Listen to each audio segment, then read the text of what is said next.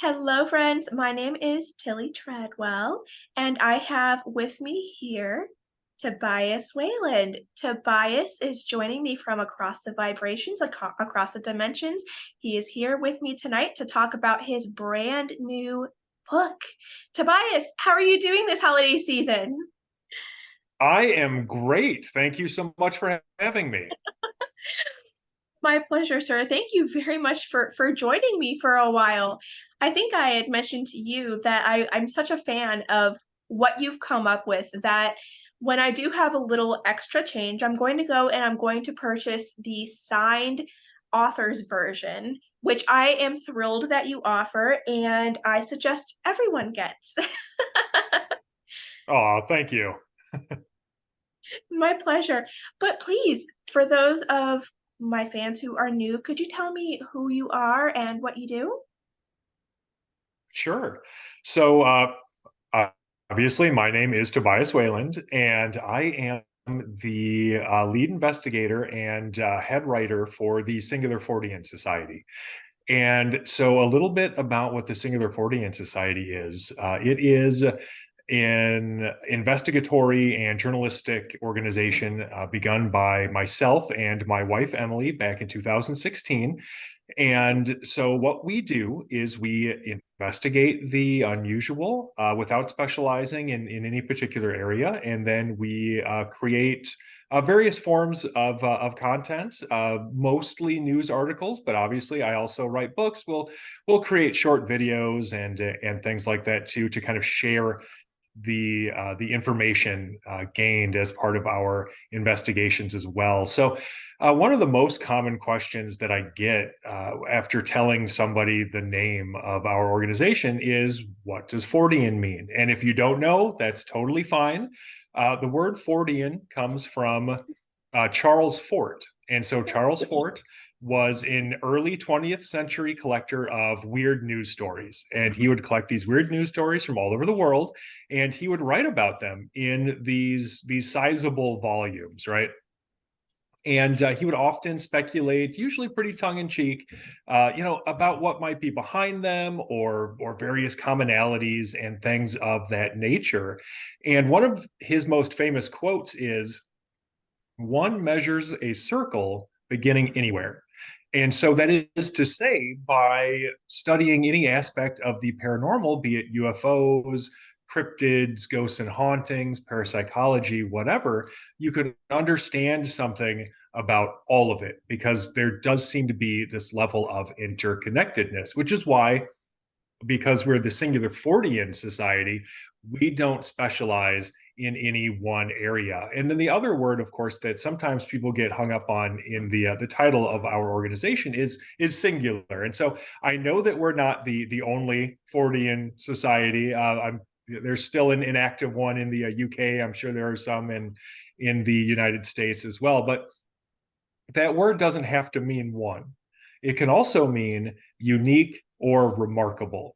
And so, something that we take very seriously is the idea that everyone's perspective is valuable. These are experiential phenomena. That is to say, the only real evidence that we have, the only substantial evidence that we have for their existence, or to be able to record or experience these phenomena is through human experience, right?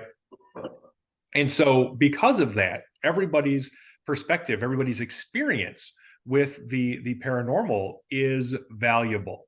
So, what we're looking for are a bunch of singular, unique, or remarkable Forteans. That is to say, people who approach these subjects holistically without necessarily specializing in any area, to recognize the interconnectedness, see the commonality. So it's not that we're the only Fortean society; it's that we want to form a society of singular Forteans.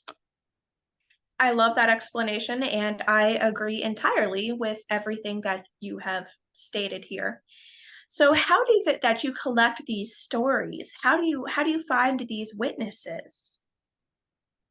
Sure. So most often, they will come to us. Mhm. At first, when we began, we didn't really know anybody, and so it could be difficult. Like you'd have to go out and try to track stories down. Oh, So you would, maybe hear about a place that was haunted, and then, I might contact the owner and say, "Hey, is this place really haunted? Can we come check it out?" or something similar. And once we started really sort of picking up steam, we had greater visibility on social media, a larger internet presence. We started being noticed more, and at that point, especially after I started really writing a lot of news articles, and those started taking off, and those got a lot of visibility. Well, at that point, people started contacting us, and so now we're at the point where most of the things that we investigate are actually brought to our attention by witnesses who are reaching out looking for somebody to help them. interesting. I know what you mean about picking up steam on social media, by the way. I'm starting to have people contact me asking me to come onto their shows, and I've just accepted a proposal to begin writing for someone else outside of Zontar Press. Oh, So that's it's great. interesting. Thank you. Yeah, it's interesting how word spreads so very quickly these days. Whereas back in maybe an older age, you'd have to go out and pound that pavement, kind of like you were talking about. It's definitely a unique world that we're moving into. But about this, Absolutely. but about this book particularly, what inspired you to write this book about spooky Christmas phenomena? Because usually spookiness is reserved for Halloween. Right, right. Well, I mean, that's part of it. Um, Mhm. you know, Halloween, or Samhain, the Celtic harvest festival that it's based on, really is specific to one relatively small section of the world. When you think of it in traditional terms, right? Like if you think of it culturally and its cultural impact, it originated in Ireland, right? And so, going back into antiquity, if we're looking at like pre-Christian eras and the kinds of traditional belief systems that would have shaped culture going forward, most people didn't celebrate Halloween, but almost everybody had a, a time of year or some kind of annual festival surrounding uh, spirits and that kind of numinous phenomena, right? So this kind of like otherworldly time, and for a lot of Europe, that is to say, Northern Europe, and well, pretty much all of the Germanic peoples. So you think like Scandinavia, and then obviously like uh, the Angles and Saxons, Utes. Pretty much everybody who lived in North and Western Europe, like the Normans and whatnot, and then the people who kind of moved into the UK after the Roman Empire pulled out. They had Yule, right? Yeah. So Yule was kind of like their Halloween. Frankly, it wasn't a time of lighthearted celebration in the way that we think of it now, post conversion to Christianity. It really was a fairly dark time during the darkest time of the year, literally, Mhm. where people would make sacrifices to the gods, and of course there was a lot of feasting and whatnot as well. But uh, traditionally, the belief was too that this was a time where spirits and fairies and all manner of nefarious creatures were much more active than they would be at other times Mhm. of the year. And so it really has traditionally, again, like a lot in common with Halloween or Halloween's origins. And so I've been seeing people resurrecting certain Yuletide like holiday traditions. like Krampus, for instance. Like you see Krampus everywhere now. You know, like just within the past, 5-10 years, probably, like Krampus has really come into his own. Like he's a huge holiday figure. But that's very much the minority. People have kind of moved away from the traditions of Yule, understandably. I mean, I think it's probably a little more fun to people, like for people, to celebrate Christmas as it is now. It be this lighthearted time of giving, and I think that's important, and it's part of why I love Christmas too. But Yes. anyway, so I saw all of this sort of resurgence starting with Krampus, and I thought to myself, well, okay, this is really interesting. Why specifically this time of year? Why specifically these creatures? Because there are a number of creatures associated specifically with this holiday season. Like, is there something that they're based on? Is there a specific reason why people would talk about the wild hunt, for instance, or the Yule cat, or Garula, or Krampus, or Frau Perkta, or any of these other fairly dark holiday characters? Where did they come from? Like, that was really the impetus behind me writing this book. Excellent. Excellent indeed. So, in the book, there are tons and tons of allegedly true tales. I have one in particular that is my absolute favorite, but what about you? Can you pick any favorite from the book? Oh boy, that is a tough one. I mean, there's a lot of really cool stuff that I got to dig into. I think for me, my favorite has got to be the Wild Hunt, and Mm. then everything sort of associated with that. So if anybody watching isn't familiar with the Wild Hunt, there is this old tradition that around Yule, Odin, the Scandinavian king of the gods, the All Father, the god of death and the runes and war and all of this other stuff, he would lead this spectral hunt. So he would lead this small army of the dead on this hunt during this time. And traditionally, this was not something that you ever wanted to encounter. It was dangerous. It was a reason not to leave your house this time of year, because when the wind was howling, you might actually be hearing the baying of the hounds, that were a part of this hunt. And there are so many phenomena that are so similar to that, and all of the separate traditions that arose out of that. Like, for instance, there is a type of wild hunt called the Asgardsrea, right?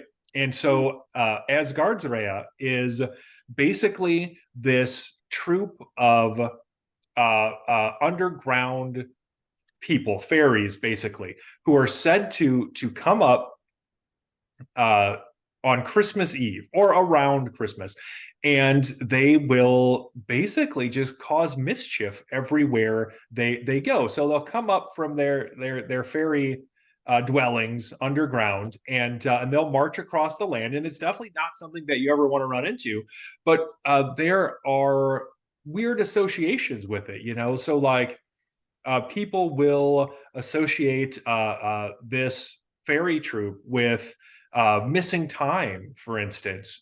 So like if you were out and inexplicably found yourself having wandered far out of your way, and maybe your journey had taken much longer than it was supposed to, you might say, "Oh, well, I was waylaid by Asgardsray," right? And so, what does that sound like? Like that sounds like alien abduction phenomenon, like the same phenomenon that people still claim to experience today just calling it something different. One of the things I did in the book actually was look at uh, some of Whitley Strieber's early experiences and how much they reminded me of Mhm. things like Asgard's right? So because one of his earliest remembered abduction experiences involved something that began with this loud whooshing sound through his house, right? And so something you hear about uh, in things like, well, Asgard's right specifically is um, a kind of home invasion, right? Like this fairy troop doesn't care if your house is in their way. Like they will let themselves in, and they will eat all your food and just sort of run amok and cause havoc in your home to the point where people would have to leave, right? Yeah. And that was just it just seems so similar to me, and being picked up and taken to somewhere else. I mean, that's existed in fairy lore for Mhm.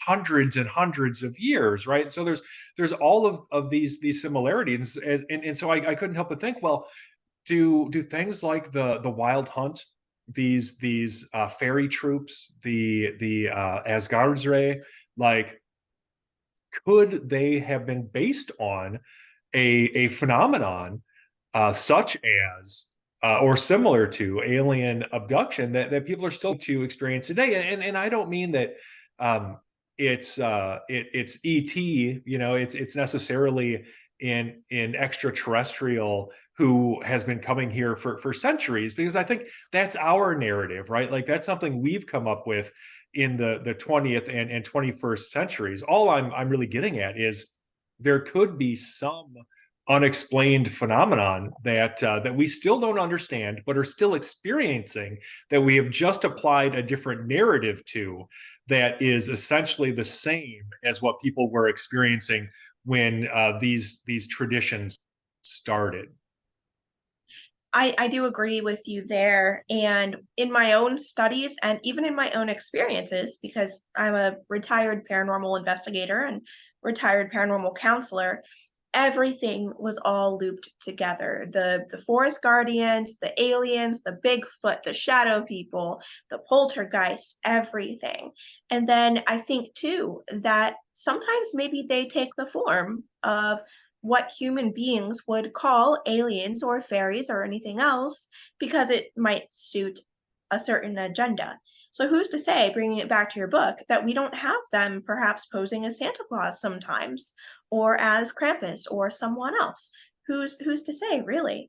But something that I really love about your work is that you explore all of these different angles and you tie everything in, wrap it up with a nice little Christmas bow, and make it really palatable and easy to understand. And I think that that's a high compliment with your high strangeness, because truly it is very difficult to put all of these details together for most people. They seem so very unrelated, you know? I mean, at least at first glance, perhaps. That's what I've been told anyway.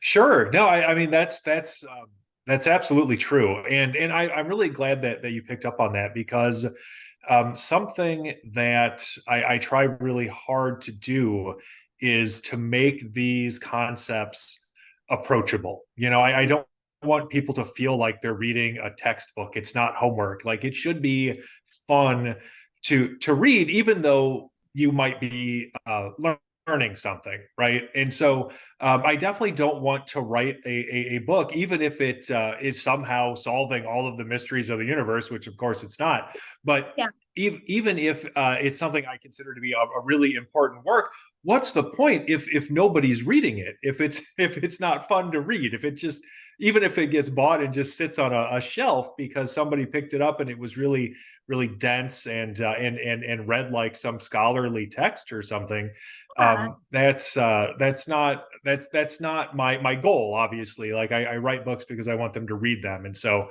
yeah, making them approachable is very important.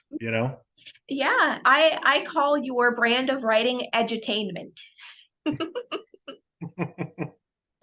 Thank you. Thank you. Actually, I am curious though. So Mhm. you mentioned that you had a favorite story. So do you mind if I ask what your favorite story was?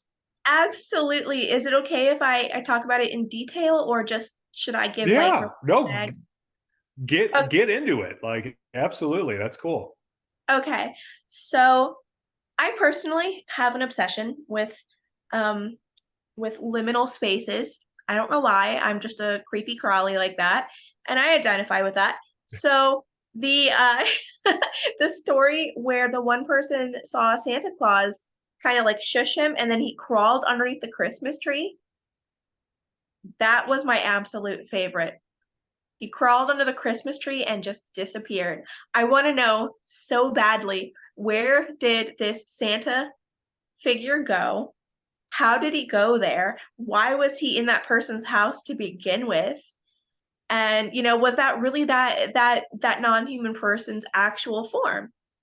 I find that tale to be the most interesting Santa story I've truthfully ever heard or read. And I've had a few people tell me secondhand stories about, oh, my cousin says that he or she saw Santa or something, and I've read the Reddit accounts, but I've never ever heard of someone crawling underneath of that liminal space between the lowest branches of a Christmas tree and the carpet or whatever.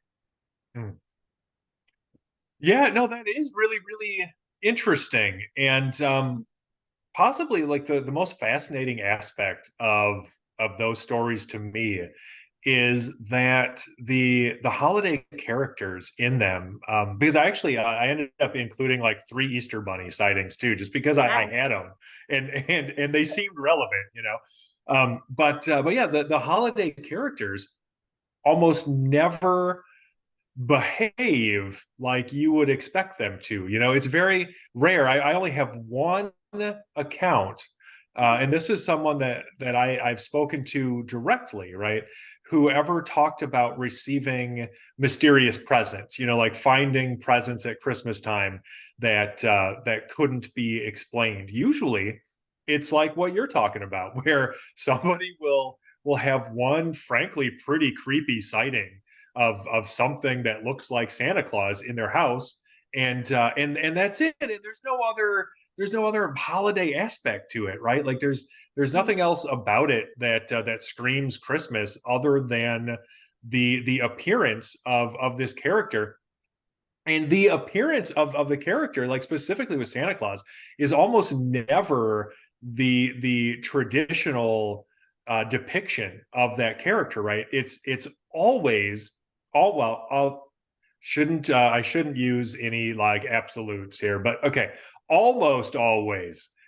Generally, it is the depiction um, that is used in advertisement. So, like the early 20th century, like Coca-Cola version of Santa Claus, which is where we get this big rotund, you know, rosy cheeked figure. You know, prior to that, well, there was mention of him. If you read the night before Christmas, like that poem, I think is one of the earliest depictions of Saint Nick as this you know, large jolly fellow. But it was really that Coca-Cola advertising campaign that created that image in a very visual way, of course, in the human consciousness. And so now that's what people see. But prior to that, because the character of Santa Claus is based off of not just Saint Nick, but also Father Christmas and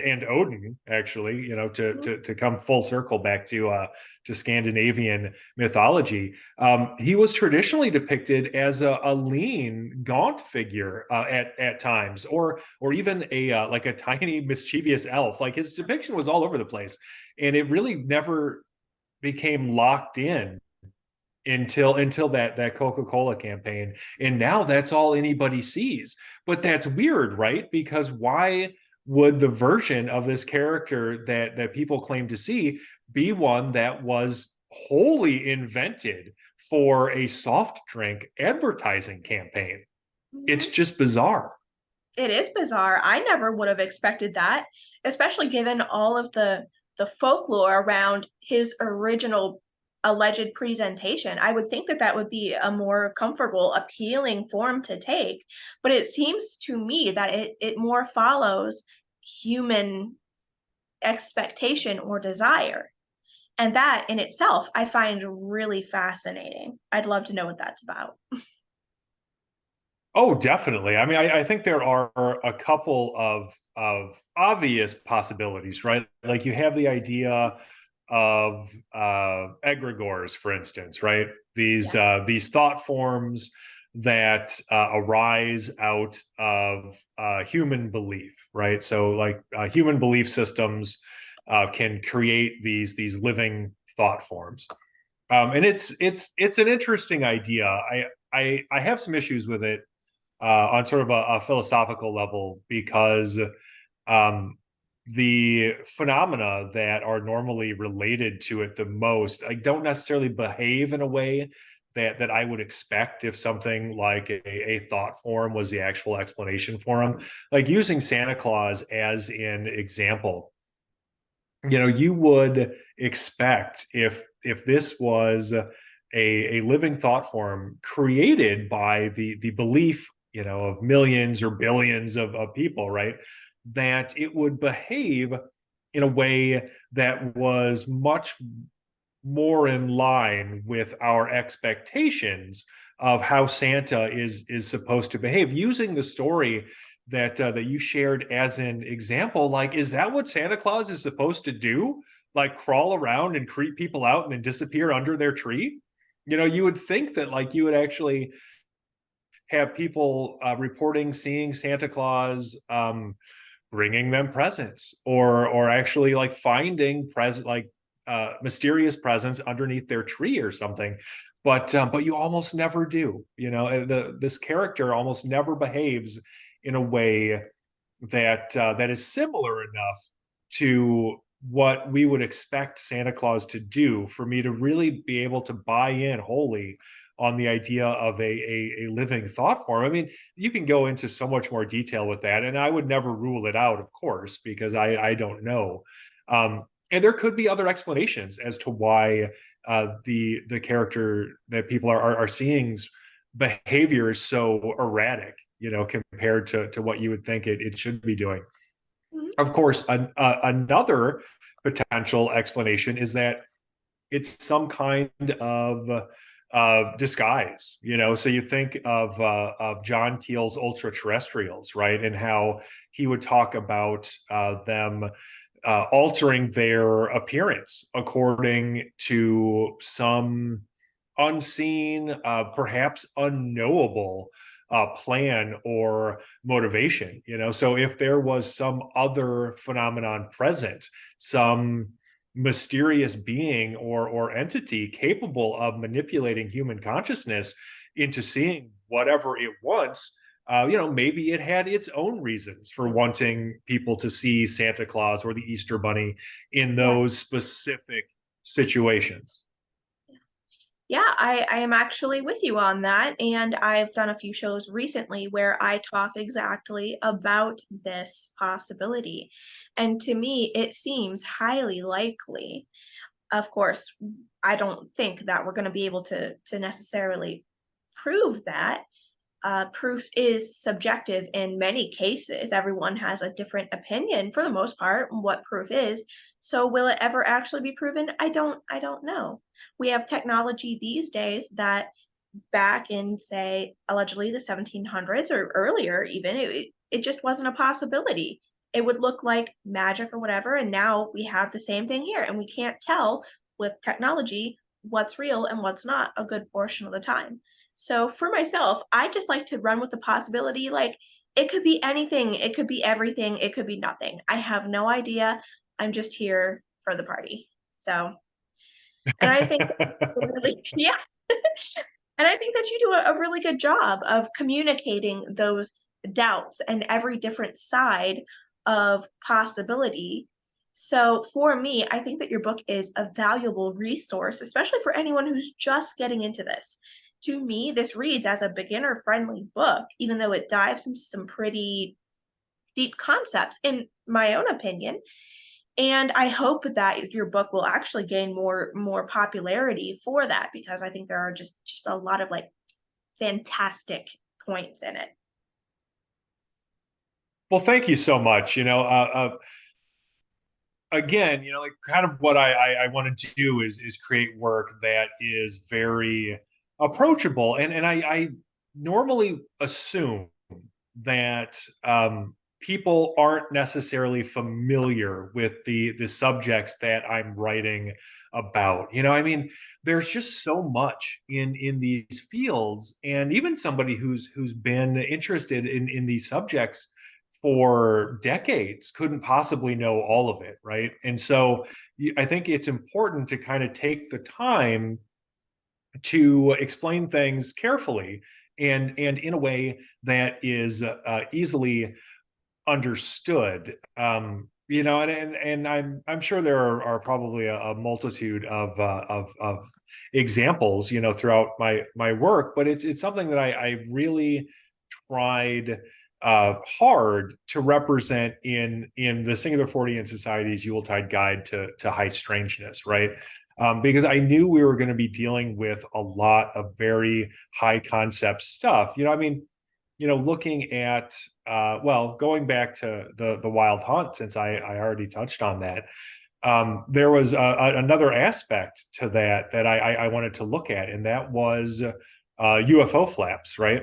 And Mm. so something that is also very similar in a lot of ways to this tradition of wild hunts, right? This tradition of strange entities traversing the landscape during Yule is UFO flaps, and specifically, I was looking at weird lights, right? Because there are a number of UFO sightings that basically involve weird orange or red or orangish red or reddish orange or whatever lights, and I had a really interesting case that actually came to me directly from a witness who had experienced something like that on Christmas, and it turned out that his experience was just one of many such sightings that had occurred that year uh, between like Christmas Eve and Christmas Day.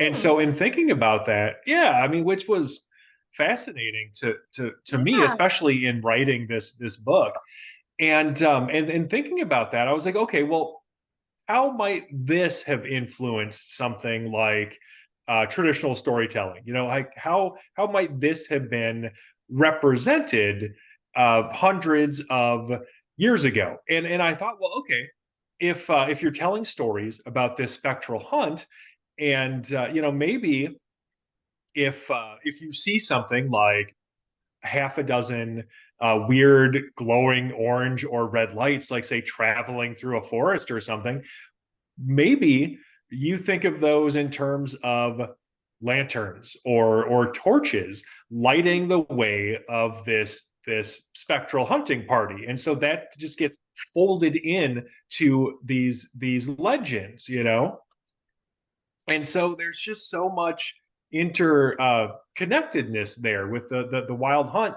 It could represent a variety, frankly, of unexplained phenomena. It's sort of similar, and you'll see this a lot in fairy lore. I mean, people like to think they have a pretty good idea of what fairies are, right? But if you look at how the word fairy was used traditionally, it meant pretty much anything. Like any weird thing that you couldn't explain would fall under the realm of fairies, right? Which is why if you get into that folklore and you go back to say 19th century stories when they were really first getting written down for the first time, like they had existed for centuries, but it really wasn't until like the 19th century when people started writing them down. You can see represented in there everything from what we would call UFOs to ghosts and hauntings to poltergeists. But it's just all fairies to the people telling these stories, because that's what they know, that's their experience, and so it's interesting to me, and something that I wanted to take a look at in this book, of course, was the narratives that we apply to our experiences, and in this case specifically, um, how those narratives end up becoming a part of a like something like a holiday tradition. Yeah, yeah, I agree with you. You may want to check out the recent interview that I did with Timothy Renner. Are you familiar with him at all? Oh yeah, definitely. Tim's a great guy. Yeah, he is. I spent a good amount of time with him. I loved it so much, and we're going to be doing more neat things together soon. But during this initial show, he was telling me this incredible story about him and a buddy going out into the forest. And he said that he watched his friend actually go and interact intimately with some of these lights, like close enough that he was reaching out to touch it.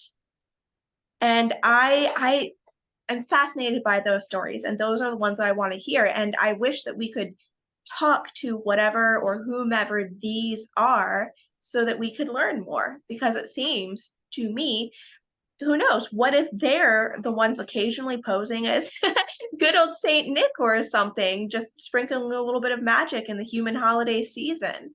It seems to me like it could be possible, and I like that your book again explores all of those angles. It's helping me put together a lot of different pieces.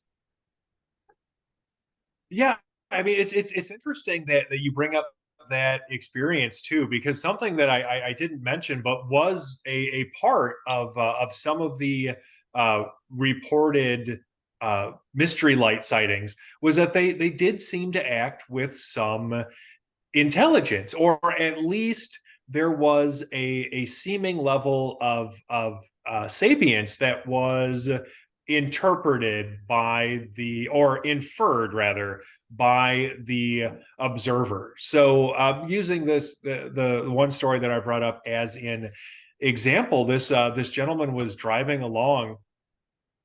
It was definitely dark outside. I don't want to like misquote anything, so I don't remember the exact time, but it was dark out, and which of course it gets dark out early this time of year, so it could have still been relatively early. But he was driving along and he saw these weird lights, and he pulled over and ended up interacting with them, Yeah. and he said that yeah, they seemed intelligent, and he wasn't the only person to say that. I actually went and looked at New Fork, which is a fantastic reference for anybody who actually is looking just to find a bunch of different UFO sightings, like the National UFO Reporting Center.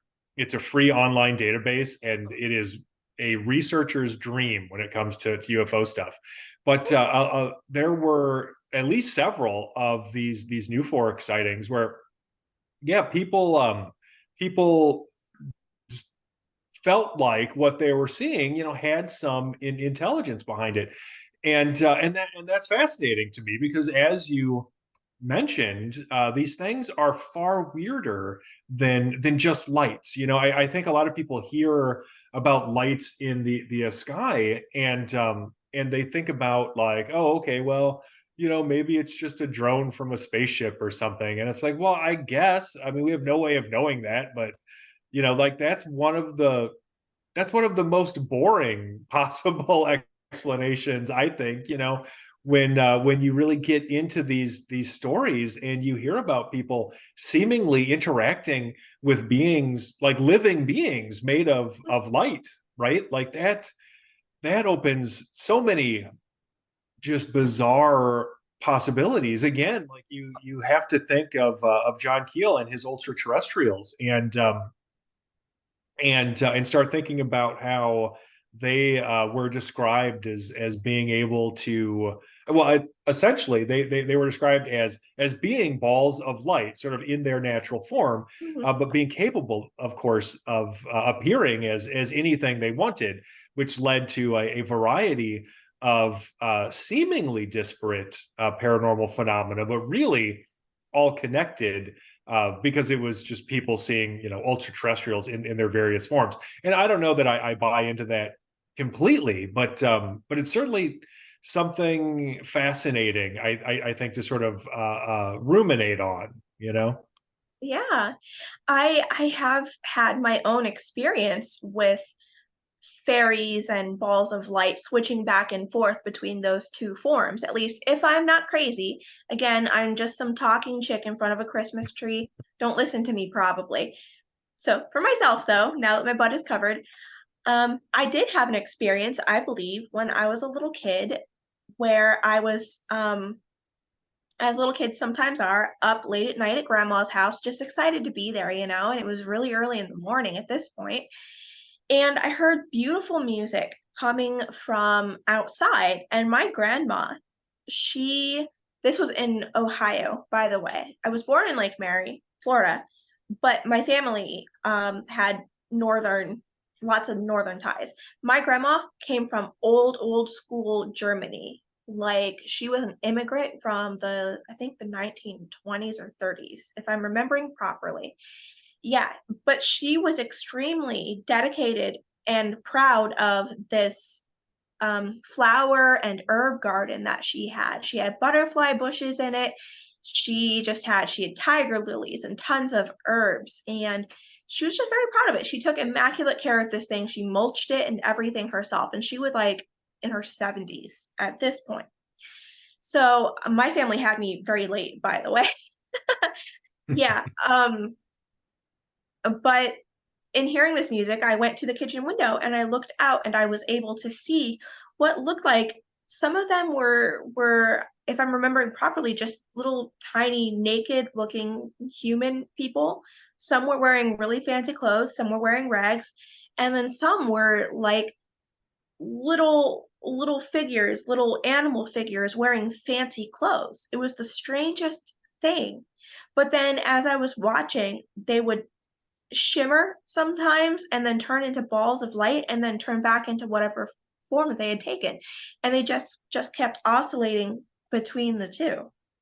So I don't know exactly what to make of that, but for myself, I seem to have intuited that the ball of light is the natural form, but that when they come here, they choose a form to take a little bit more concretely to enjoy whatever physical pleasures are here.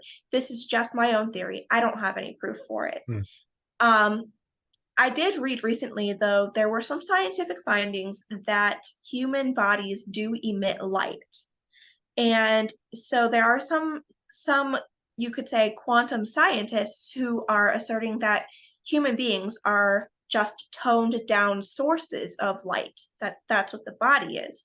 And then that when we pass away, or like other non-human people, they are more concentrated forms of light in the purer form, and that's what moving up in vibration sort of can be physically.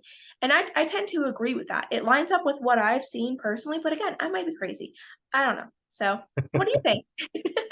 Well, I think that's really interesting because something that I have certainly considered is the idea that what we could be dealing with are beings of pure consciousness, right? So if we think about how we interact with them, it might be that we're not really seeing something changing physical shape, like how you would conceive of, seeing a werewolf change Yeah. in a movie or something, but rather something whose very existence has the malleability of dream or a thought, and so because they seem to interact with us sort of on that level of consciousness so often, and there are so often so many parapsychological phenomena associated with these weird beings.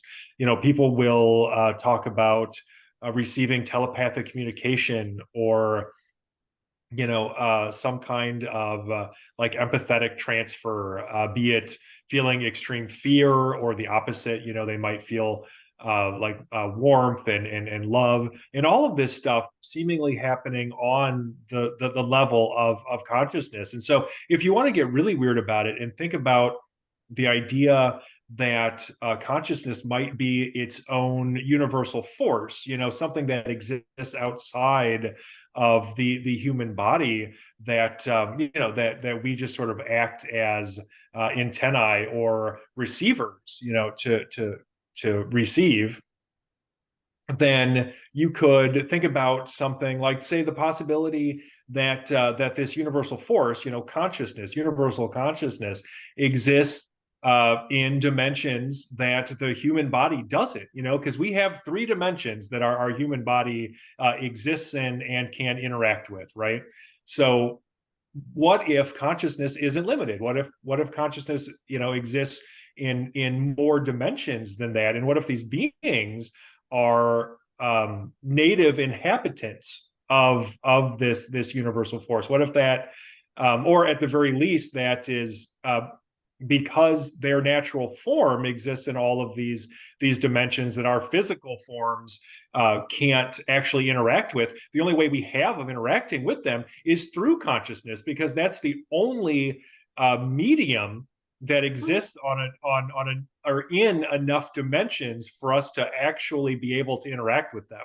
And that's something I've been spending like a lot of time thinking about. I sort of touch on it in all of my books, but it solves a lot of problems for me. Obviously, I don't have any proof, so I'm not going to come out and say like I ardently believe this or anything. But like it's an interesting thought exercise, if nothing else, right?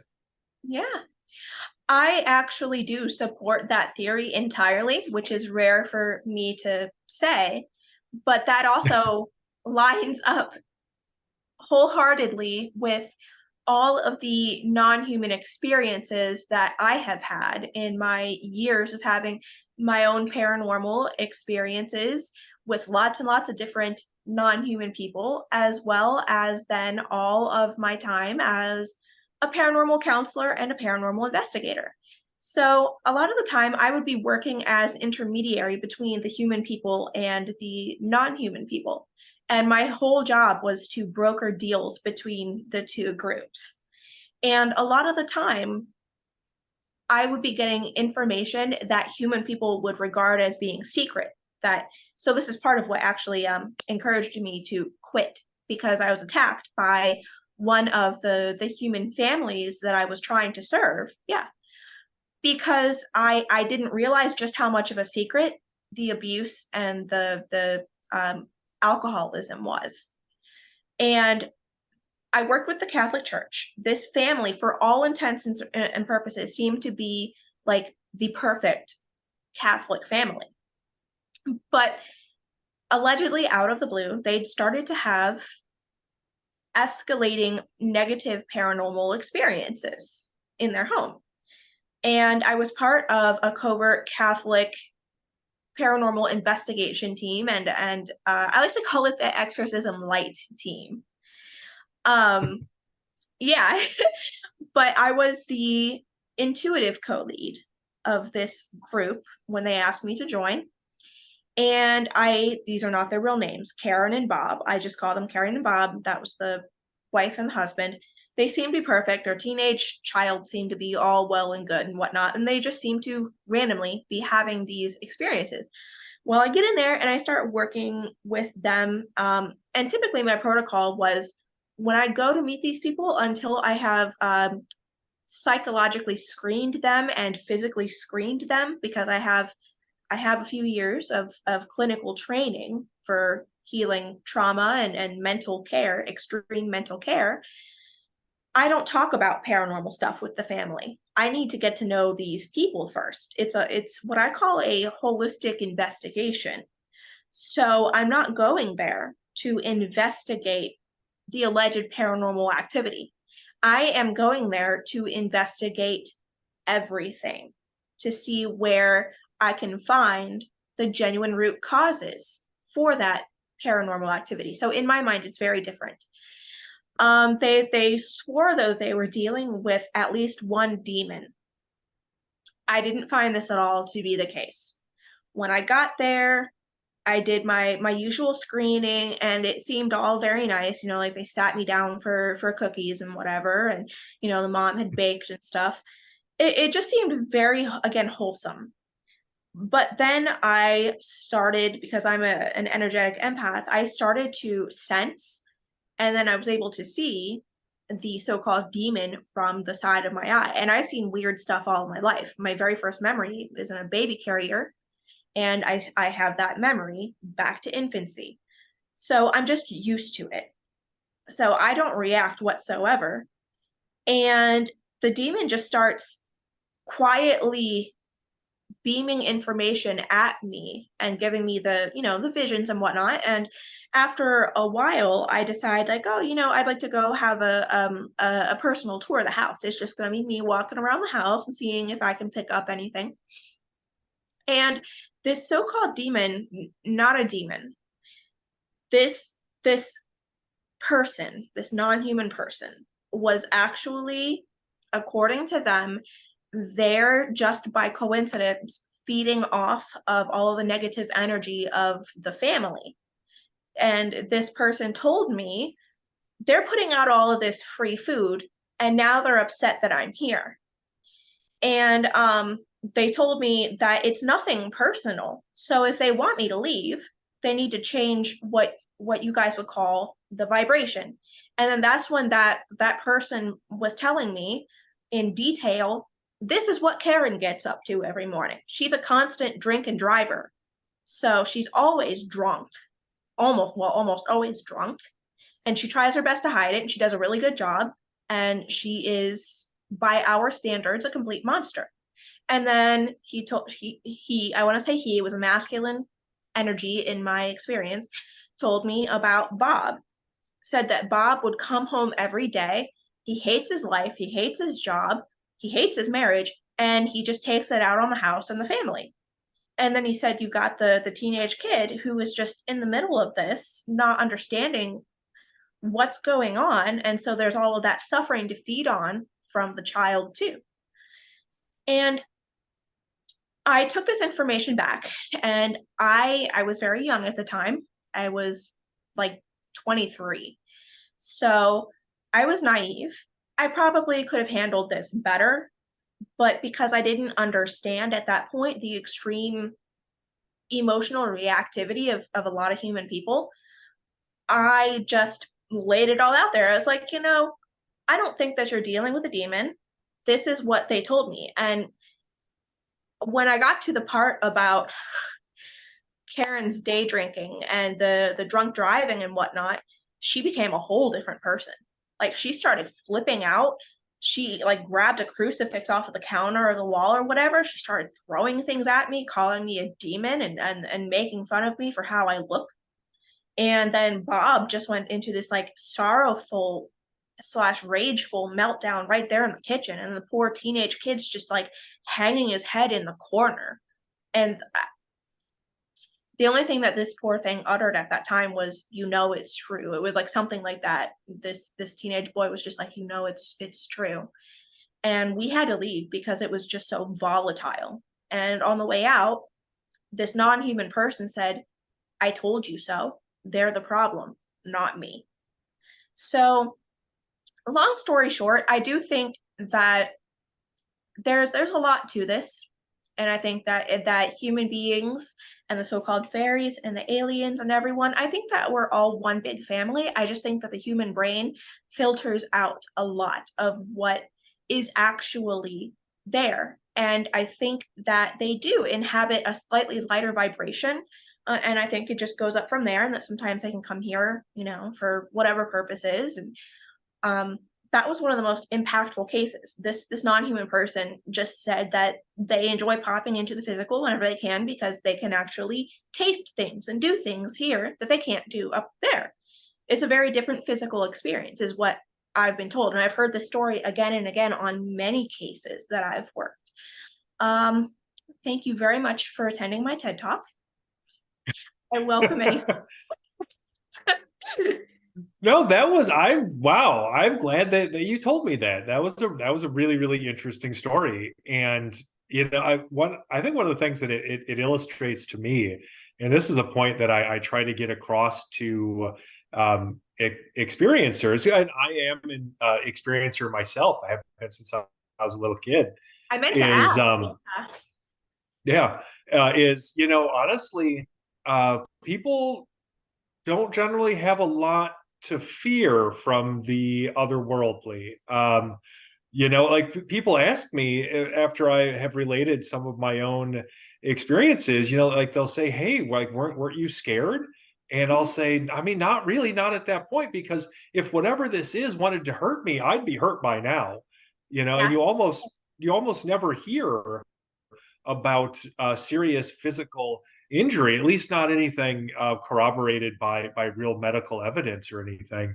And so I think in most cases, people don't have a lot to be afraid of, and I think that's actually illustrated really, really interestingly in your story, where the human beings, as is so often the case, were what you really needed to worry about. Like there was no paranormal threat to anybody there. It was the human beings that were the actual problem. And I think more often than not, that's probably the case in a lot of what we do. So no, that was great. That was a very interesting story. Cool. And that's the story that I've gotten from every, no, not, I'm sorry, not every, almost every non-human person that I've ever talked to. Human people have a horrific reputation with non-human people. And they all tell me the same types of things. We view human beings as, by our standards, being extremely violent, rude, entitled, selfish, they're filthy, and we don't like them. Most of them anyways. They will make exceptions, a lot of them. And I've even had so-called demons and parasites apologize to me because they're saying, again, it is nothing personal. We're not here to cause the trouble. We are here to feed on it, and sometimes that does flow over and it can escalate, but most of them are not there to specifically just cause the trouble. In Okay, so I've worked hundreds of cases. I have never, ever, ever encountered a human family that has truly all of their stuff together. They're a good, loving family, and they're just solid people. I've never had anyone had any problems with that. So I've noticed that people who are abused or abusive, and or sometimes that can blend in, alcoholics, drug addicts, who do not keep their bodies clean, their homes clean, who are constantly stressed, who have addictions to sugar, alcohol, caffeine, or a lot of psychiatric drugs and whatnot, or people, especially, I hate to say this, and yet it is the truth, people who hoard animals, especially dogs. They are at far higher risk for this type of activity than any other portion of the population that I've ever seen. And Hmm. so when I was working these cases, these non-human people said that the ones who are parasites anyway were telling me this is our food source, and if a certain human being doesn't want to be involved, this is how you stop it. You cut those kinds of people out of your life. You practice a type of um, vibrational, you could even say eugenics, where you make sure that you are only around clean and safe and healthy people, or that if you are around people who are struggling with those issues, they're getting help and they genuinely want to change long term, and they're not following a narcissistic pattern of having a crash and burn, going into therapy, abusing the caregivers because they think that they can now all of a sudden do it on their own, and then just repeating the trauma down the line. They said that they follow specific family lines because it's just a consistent source of food. I hope that makes sense. Yeah, oh, totally. I probably wouldn't use that word eugenics very often I because agree. that has horrible connotations. But no, I think basically what you're saying, it makes sense. And I mean, you could say that about just in general, when it comes to dealing with friends or loved ones who might have substance abuse issues or a variety of unhealthy habits. And in investigating certain cases, I've certainly seen people who have had experiences where the being or entity with which they had interacted certainly seemed to be trying to elicit a specific emotion, and I think feeding off of that makes as much sense as anything for why they would do it. Yeah, And so, yeah, no, I think that there's something to that, and just in general, having another reason, some other motivation to try to help the people around you, be their best selves. yeah. There's definitely nothing wrong with that. We should be trying to do that anyway. I agree. I completely agree. And my friend, I have just gotten a text from my lovely husband. It is time for us to depart, unfortunately, because the Christmas party awaits. 'Tis the season. Indeed. All right, everyone. I have been Tillie Treadwell. This is Tobias Wayland. Would you please tell us where we can find all of your wonderful work, my friend? Absolutely. So, if you're interested in learning more about what we do, you can go to our website at singularfortean.com. And you can also follow us on all types of social media. So, the Singular Fortean Society is on Facebook, TikTok, Instagram, Twitter, X now, I guess, Threads, all of it. So, you can usually find the Singular Fortean Society on social media under the handle at Singular Fortean. Most excellent, Tobias. Well, thank you very much for joining me, and I hope that I will get a chance to talk to you again some other time. Absolutely. Thank you so much for having me. Thank you. Goodbye, my friends.